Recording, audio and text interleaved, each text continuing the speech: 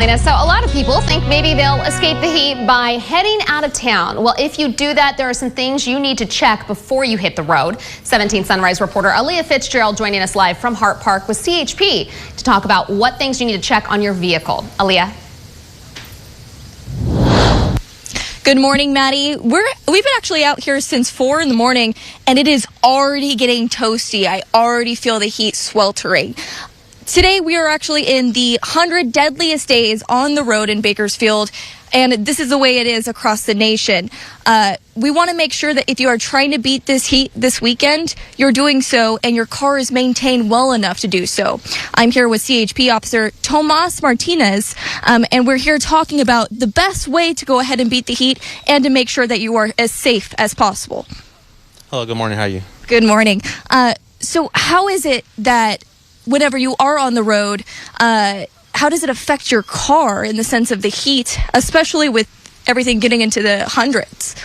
Yeah, definitely. Once you start traveling on these roadway and during these weather conditions, obviously you're more likely going to use your AC a lot. Air conditioning is going to be flowing the whole time. So during this time, especially if you're going over the Grapevine areas like that, you need to make sure before you hit the road that you have enough coolant in your vehicle so you don't have issues with your radiator causing overheating. Make sure you have the proper tire inflation. Your tire pressure is good as well so you don't have tire blowouts. And most of all, make sure your gas is fully topped off. Make sure you have a full tank of gas before you head out, because the last thing you want to do is kind of be stranded out of gas in the middle of this heat in the middle of nowhere. Exactly. And, a couple years ago, I also tried to do the same thing, try to beat the heat. It was about 120 at that time. And I got on the road and I realized that I didn't have any water.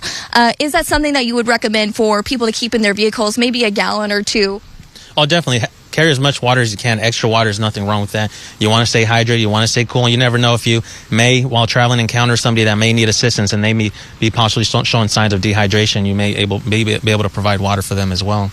And getting into the 100 deadliest days on the road that we are currently in until Labor Day, how is it that we can be as safe on the road as possible during this time? Yeah, and during this time, it happens to be, Independence Weekend. Our maximum enforcement period starts today at 6 p.m. till Tuesday. So there's going to be a lot of drivers out there. So the one thing we can do is always, prepare, plan our trip, leave with good time. So we're not in a rush, watch our speed.